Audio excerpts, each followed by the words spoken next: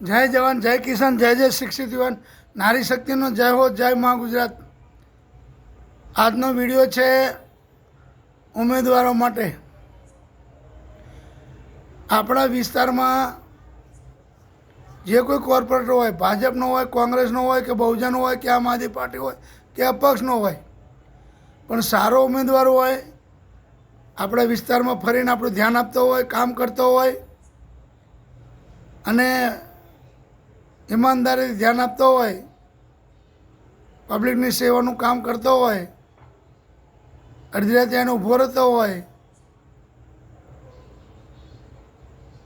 Ration card, ચૂંટણી card, PAN card, આધાર card, આવકનો દાખલો, જાતિનો દાખલો, આવા કોઈ પ્રમાણપત્ર કાઢવા છે અને એમાં મદદરૂપ થતો હોય, આપણા વિસ્તારમાં આવીને ગરીબોના પરિવારનો ધ્યાન આપતો હોય, ગરીબોના પ્રશ્નોનું ધ્યાન આપતો હોય, એવો તમને કોઈ પણ ઉમેદવાર લાગે, ભલે કોઈ ભાજપનો હોય કે કોંગ્રેસનો હોય કે આમ આદમી પાર્ટીનો હોય કે બહુજન સમાજનો હોય કે લોકતાંત્રિકનો હોય, કોઈ પણ હોય, અપક્ષનો પણ હોય, તો એને વોટ આપજો। જો કે આ તમારે કહેવાય નહીં, પણ કોઈ પણ ઉમેદવાર છે એ ચૂંટાય પછી વેચાઈ જાય છે, વેચાવો ના જોઈએ। એટલે સારી રીતે ધ્યાન આપી અને લોકોનો સેવા કરો તો તમને વાંધો નહીં આવે, પણ ચૂંટાયા પછી રૂપિયા લઈને બેસી જાઓ ને વેચાઈ જાઓ તો એ નકામ પડે। પબ્લિકે તમને વિશ્વાસ આપીને વોટ આપીને તમને જીતાડ્યા હોય તો તમારે તમારા વિસ્તારમાં ધ્યાન આપવું જોઈએ। કોઈ દિવસ ગમે તે પાર્ટીનો હોય વેચાવું નહીં, આટલું ધ્યાન રાખવાનું। ઈમાનદારી રાખશો તો વાંધો નહીં આવે। ભલે અંદર પેટે તમે સેટિંગ કરો તમારું જે કંઈ કામનું કરવાનું હોય, પણ કોંગ્રેસમાંથી કે આમ આદમી પાર્ટીમાંથી ભાજપમાં નહીં જવાનું। ગમે એટલા રૂપિયા આપે તોય, કે ભાજપવાળો ગમે એટલા રૂપિયા આપે તો કોંગ્રેસમાં નહીં જવાનું। એવી રીતે દરેક ઉમેદવારો જે જીતાય એ પોતાના વિસ્તારનું કામ કરવું જરૂરી છે। પોતાના વિસ્તારની અંદર રોડ, ગટર, લાઇટ, પાણી, તમારું કામ આ જ છે।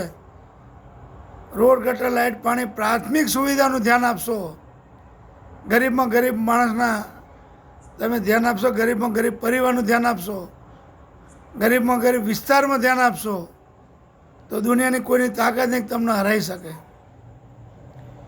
એટલે મારી નમ્ર વિનંતી છે કે જે કોઈ જીતો એ ઈમાનદારીથી પોતાના વિસ્તારનું કામ કરો, કોઈની સાંભળો નહીં, કોઈના અંડરમાં રહેવાનું નહીં। તમને પબ્લિકે ચૂંટ્યા છે, તમારે પબ્લિકનું કામ કરવાનું છે। કોઈ કહે કે આ નહીં કરવાનું તો એવું નહીં માની લેવાનું। પબ્લિકનું જ કામ તમારે કરવાનું છે, ચૂંટાવ પછી, અને ના ચૂંટાવ તોય કરવાનું, કે આપણે સેવા કરવા જ બેઠા છીએ, આપણે સેવક છીએ, પગારદાર નથી। એટલે સેવક તરીકે એવું કામ કરો, એવું કામ કરો, કદાચ તમે આ વખત હારી જાઓ તો નાસીપાસ નહીં થવાનું। તમે આવતી ચૂંટણીમાં જીતો એવા પ્રયત્નો કરો, એવા કામ કરો, એવી સેવા કરો। દરેક ઉમેદવારે ખાસ ધ્યાન રાખવાનું છે, અને પબ્લિકે એવા ઉમેદવારને વોટ આપવાનો છે કે જે આપણું કામ કરતો હોય। પછી વોટમાં ફરજિયાત 4 આપવાના, ગમે તેને આપો, 1, 2, 3, 4 બટન દબાવીને પીળા કલરનું બટન દબાવવાનું। પીળા કલરનું બટન દબાવો રજીસ્ટર થાય। એટલે મારો વિડીયો ખાસ આ ધ્યાન રાખજો, ગરીબમાં ગરીબ માણસ, લાઈક કરજો, શેર કરજો, કોમેન્ટ કરજો અને ફોલો કરજો। પણ આ ખાસ ધ્યાન રાખજો, બરાબર સાંભળો, વોટિંગ કરવા જાઓ ત્યારે 4 જણનો વોટ કરવાનો, છેલ્લે 5મું બટન પીળું દબાવી દેવાનું, રજીસ્ટર, એ પીળું દબાવો એટલે 4 વોટ મળી ગયા, જેને મળે એને, તમારે જેને આપો એને। પણ ઉમેદવાર સારો હોવો જોઈએ, ગરીબમાં ગરીબ પરિવારનું ધ્યાન આપે હોવો જોઈએ। ખીચા તો બધા ભરવાના જ છે, કોઈ એવું નથી કે ભાઈ હું પગાર જતો કરું કે મારું જે કંઈ આવક છે બધી પબ્લિકની વચ્ચે ખર્ચા કરું, એવો કોઈ ઉમેદવાર પેદા જ નથી થયો, થશે પણ નહીં। પણ પબ્લિકની વચ્ચે રહીને કામ કરે પબ્લિકનું, એનું ખાસ ધ્યાન રાખો. એવાનો વોટ આપજો. તમારી વાત સાંભળે, તમે જાઓ એની જોડે બેસો, તમે એની રજૂઆત કરો ને તમારી સાંભળે, રજૂઆત સાંભળ્યા પછી એનો અમલ કરે એવા ઉમેદવારને વોટ આપજો.